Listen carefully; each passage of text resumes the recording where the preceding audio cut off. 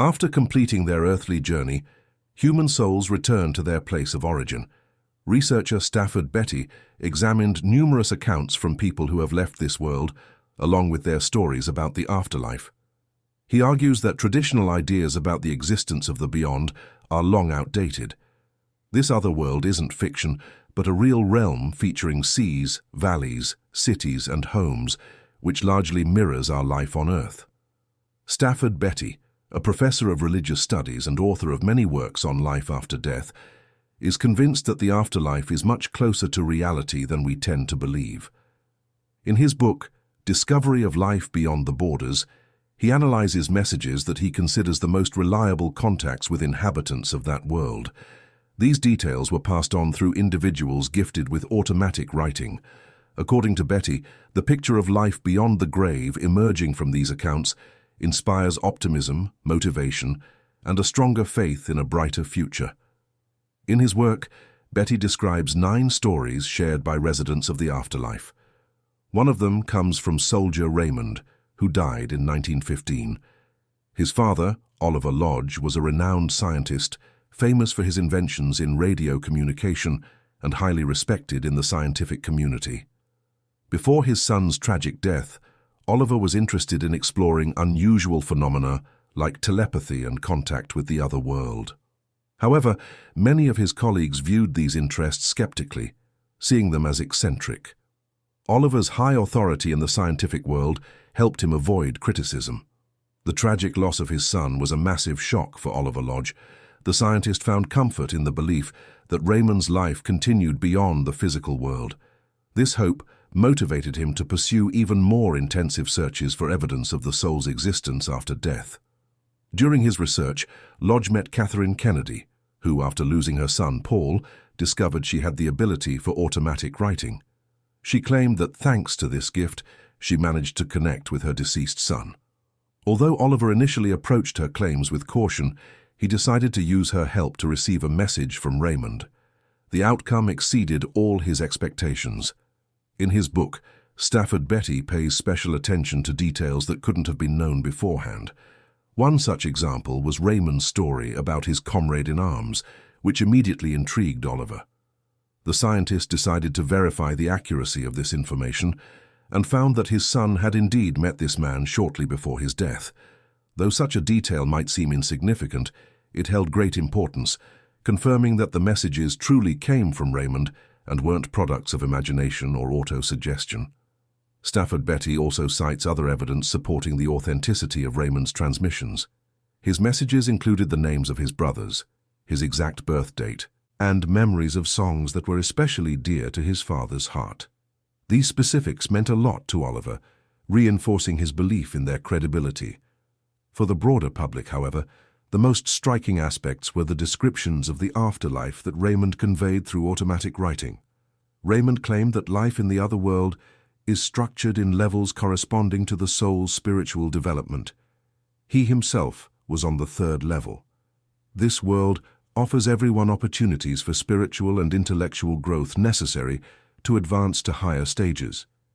Development requires effort and willingness, but it fully depends on the individual's choice. Raymond emphasized that a unique feature of this world is the absence of illnesses and physical imperfections. All its inhabitants enjoy perfect health. Abilities or even body parts lost during earthly life are fully restored. Moreover, there are no language barriers in the afterlife. Communication happens through thoughts and emotions, making it simple and natural. Raymond's transmissions reveal that earthly life is just a stage on the great path of existence. After it ends, souls return to their original place. However, the position they occupy in that world depends solely on their actions and choices made on Earth. Neither titles, wealth, nor social status matter there. The most important thing is the state of the soul. As it was here, so it remains there, Oliver Lodge asserted based on the received messages. In another book, Stafford Betty tells the story of Leslie Stringfellow, a young man who died at age 20 from illness. His father was a gardener, and his mother Elise a talented pianist. After losing their only son, the parents plunged into deep sorrow, feeling completely emotionally drained. Soon, however, Elise learned that it was possible to connect with Leslie through automatic writing. It became a ray of light for her in those difficult times. Every day, she sat at the table with a sheet of paper and a pen in hand, hoping for a response. For a long time, nothing happened. But when Leslie's father joined her attempts, the messages finally started flowing in. Contact with their son lasted for 15 years, bringing the parents solace and a sense of closeness to their beloved child. The world might never have learned about these messages if Elise hadn't one day met writer Arthur. Moved by their story, he suggested publishing Elise's records. That's how the book Letters from Leslie came about. Though published in a small print run, it became an important testament to the existence of the afterlife. One of the most remarkable details in Leslie's messages was the description of the geographical layout of the world where he now lived. According to him, this world exists in another dimension close to Earth, starting from our planet, enveloping it, and extending into infinity. Leslie admitted that during his lifetime, he didn't appreciate the value of selfless help. He claimed that in the other world, spiritual progress is achieved through supporting others and expanding knowledge. Love is the driving force of this process. He said that the greatest happiness lies in caring for others. If people understood this truth, Earth could become a true paradise. Leslie also described the structure of the afterlife, presenting it as a system of spheres, each corresponding to the level of spiritual development of its inhabitants. He himself was on the second sphere. On higher levels, inaccessible to him, dwell highly evolved spirits. Sometimes they descend to lower spheres to share knowledge and inspire residents towards spiritual growth. Leslie admitted he wasn't in a hurry to move to a higher level because he felt good where he was. However, his travels didn't always lead to beautiful places. Sometimes he saw dark and less pleasant sides of that world. From Leslie's messages, his parents learned that in the afterlife there are spheres designated for spiritually immature souls. These areas are shrouded in thick, impenetrable fog and give an impression of darkness. Yet even in such places, there is hope for redemption. Highly evolved spirits descend there to inspire residents toward a purer and higher form of life. Physicist and Professor Werner Schiller supported the idea that death is not the end, but a transition to a new form of existence. In his research and presentations, he often referred to accounts from people who experienced clinical death. Schiller was convinced that these testimonies prove the physical world is just one of many forms of our being. One of the most extraordinary stories mentioned by Werner Schiller was the experience of Arthur Ford. Ford recalled, "I was lying in a hospital room in Florida when suddenly everything around me darkened. In the next moment, I felt myself floating above my bed, observing my own body. Surprisingly, I felt no emotions, only absolute calm. My gaze was drawn to something entirely different. Before me stretched a beautiful green valley. This valley was teeming with life. Arthur saw people he knew from his earthly life, but their appearance had changed.